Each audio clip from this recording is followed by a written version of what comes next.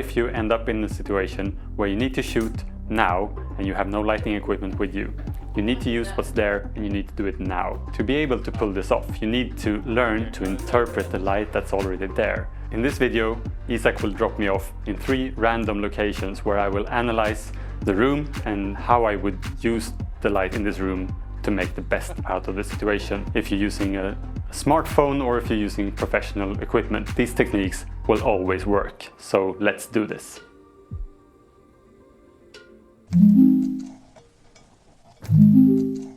Okay, so what do I do in this room? We have big windows, very high up, which doesn't give anything directly on someone's face. We have a huge chandelier here, which gives a very hard light.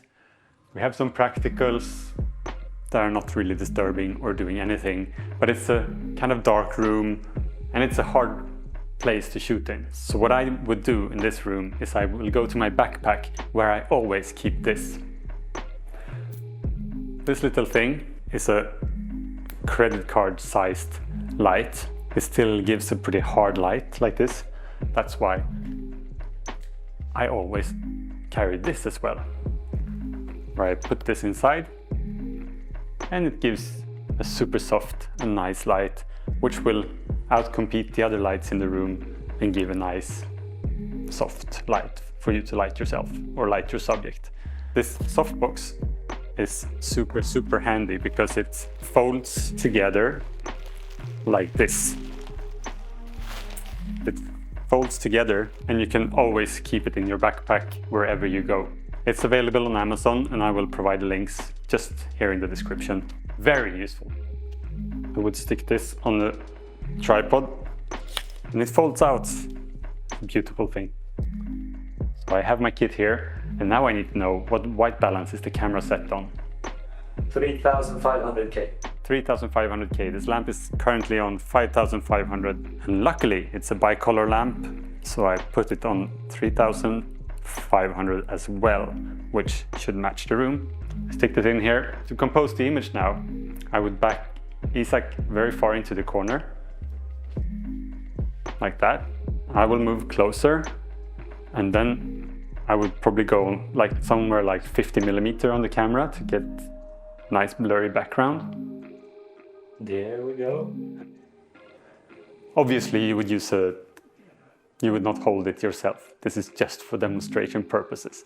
But this little light has saved me so many times in different situations when doing documentary work or video meetings or stuff like that. It's a super useful light. Did I nail this room? Yeah, I think so.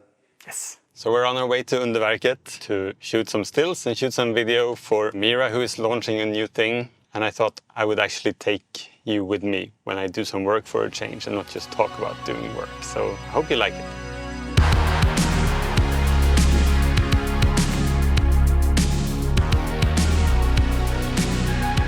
I made a film about this place. It's up here, or here, I don't remember which side. It's a very good place to take pictures because there are colors on the walls and there are different things everywhere and different environments in the same place. It's a beautiful space. Vad har en retoriker och en marknadsstrateg gemensamt med det? De gillar hundar.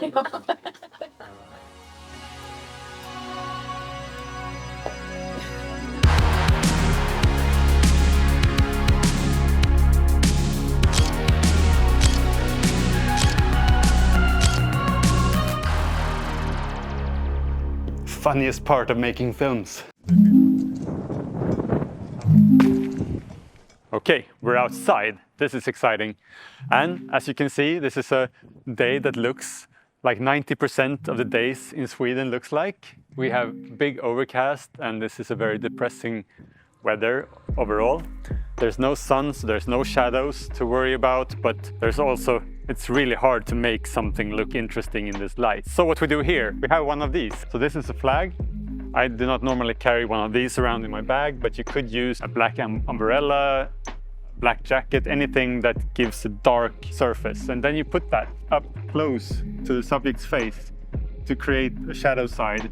So the theory behind this is basically that instead of adding light on one side, which is hard to do when you're outside like this, you remove light from one side to create a contrast in the image. If you don't have anything with you, you can also go up close to a wall, and that will give us shadow side as well. Incredible amount of noise out here. How's the sound? Incredible amount of noise out here. Incredible amount of noise out here. And if we're gonna compose the image in this environment, I would probably back up a bit and you would probably use a longer lens. Maybe 70 millimeters to get some depth of field. Do we get the contrast? Yeah. Is it different? With, without, with, without. You're surrounded by postcards.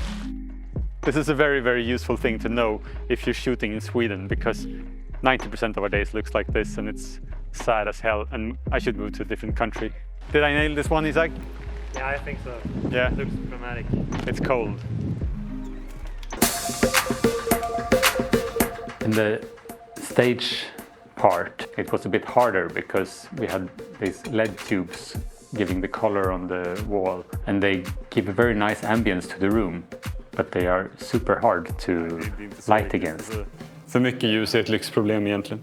So we used one of the aperture lights and set it very far away from the subjects and tried to balance it out with the exposure. The shots became kind of dynamic and nice because of these LED tubes. They gave a nice framing for the shots and some nice color touch to it. The whole stage became a nice arena for Mira and Rebecca to play on, and that was fun. So I liked the results. Cables have a way of tangling themselves. If you fold them properly and you put them in a bag, when you open the bag next time, they are totally tangled. Every time. Mission completed. Robin är helt värdelös. Ja, men det är helt fantastisk att jobba med. Som fotograf så är han hjälpsam. När jag inte vet vad jag ska göra så säger han vad jag ska göra. Vilket är jätteskönt. Vi har fått så mycket grymma bilder. Dessutom är Rebecca också grym på kamera och villig att rigga upp och ner för att få en bra bild. Men det bättre än så blir det inte. Nej.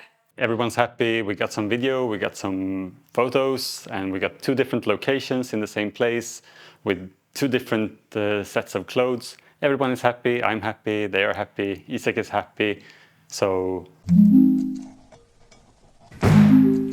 Okay, so we're indoors again, that's nice.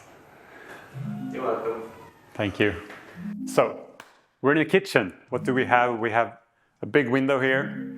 We have a very reddish ceiling lamp right here. And we have some counter lights. This is not so hard.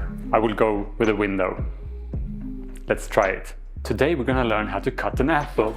No, that's not the film we're making. Okay. So, we have a window here. It's a big window. The light coming in there, since it's daylight right now, one of the few hours in Sweden where we actually have daylight. Let's use this.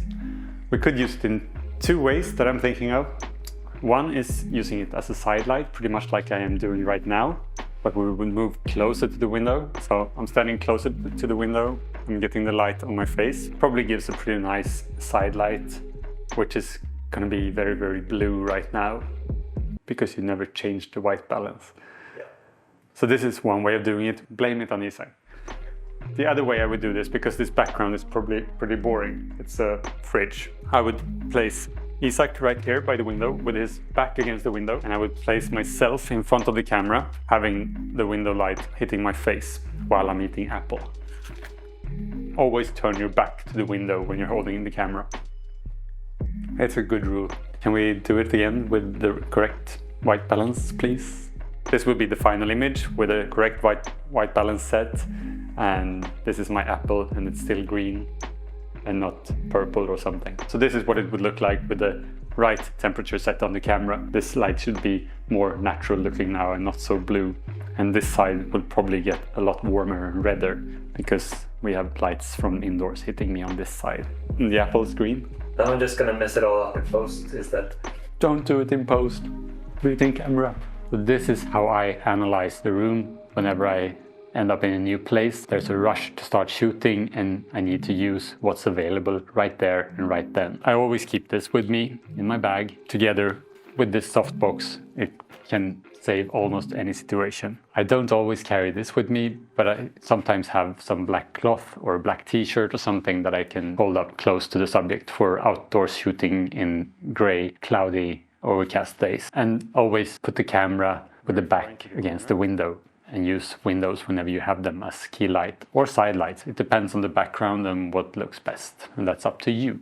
If you have any questions or want me to go through any specific environments, just let me know in the comments and I will try to answer everything I can. I think these are super fun to make, so we'll talk soon and I'll see you in the next one. Bye-bye.